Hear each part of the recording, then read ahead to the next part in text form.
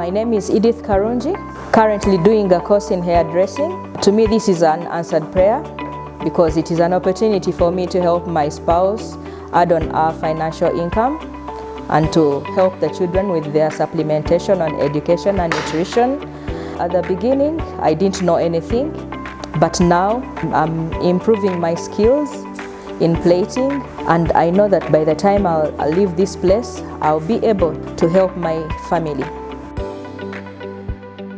Njiga kosi ya nviiri najja wano nga sina kyemanyi naye kati ninawo enjawulo nsobola okusiba twist, nsobola okusiba enviiri ez'enjawulo. Kosi eno ngiteekamu obwesiga olw'ensonga nsuubira esobola okuyamba family yange okuweerera ku baana. Kati nsobola n'okugenda ne mu saluni endala nsobola okukolayo kasente siringa nga bwe najja.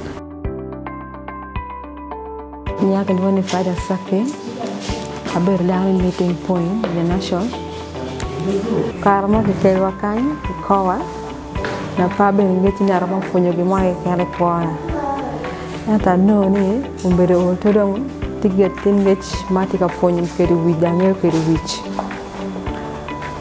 maya yum mada pange yum chinchan kemgra lokere tekadan umbere fonyo madiet bo joma tika mer support komba ofoge ma tek mi otungech wa kan tika yape ofoge ma tek